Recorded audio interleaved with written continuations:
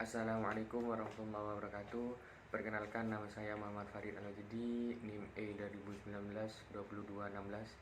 Baik, di sini saya akan menanggapi materi tentang inflasi dalam perspektif ekonomi konvensional dan Islam yang sudah dijelaskan oleh Bapak Dr. Abdul Wadud Nafis, LC MEI. Yang pertama yaitu definisi inflasi ialah kecenderungan naiknya harga secara umum dan terus-menerus dalam waktu dan tempat tertentu.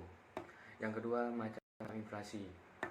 Yang pertama, berdasarkan sifatnya atau laju inflasi. Berdasarkan sifatnya ada 3 macam. Yang pertama yaitu inflasi merayap, inflasi menengah, inflasi tinggi. Yang kedua yaitu berdasarkan penyebab dari inflasi. Inflasi timbul karena permintaan masyarakat akan berbagai terlalu kuat.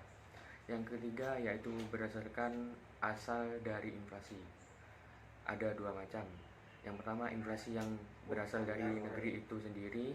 Yang kedua, inflasi yang berasal dari luar negeri. Ini terjadi karena negara produsen mengalami gejolak. Yang ketiga yaitu sebab-sebab inflasi. Ada 3 macam. Yang pertama, inflasi permintaan tinggi, tempat persediaan sedikit. Yang kedua yaitu inflasi penawaran, terjadinya penurunan penawaran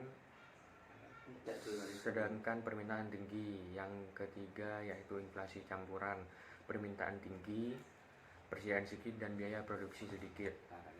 Yang keempat yaitu pembagian inflasi dalam ekonomi Islam.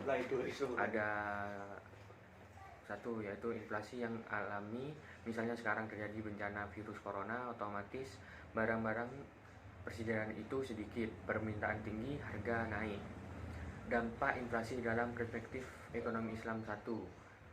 Ada 2 macam. Yang pertama yaitu menimbulkan gangguan terhadap fungsi uang, terutama terhadap fungsi tabungan atau nilai simpan, fungsi pembayaran di muka, dan fungsi unit perhitungan. Yang kedua yaitu melemahkan semangat masyarakat untuk menabung. Yang selanjutnya itu dampak inflasi dalam perspektif ekonomi Islam 2. Meningkatkan kecenderungan berbelanja terutama untuk barang-barang non primer dan mewah. Yang terakhir yaitu solusi inflasi dalam ekonomi Islam. Ada 2 macam. Yang pertama yaitu kebijakan fiskal. Pemerintah akan mendaur ulang antara pajak dan subsidi. Yang kedua yaitu kebijakan moneter, melihat suku bunga seluruhnya, bagaimana uang tidak terlalu beredar di masyarakat, dapat berinvestasi. Sekian dari saya, kurang lebihnya mohon maaf. Wabillahi taufiq wal hidayah. Assalamualaikum warahmatullahi wabarakatuh.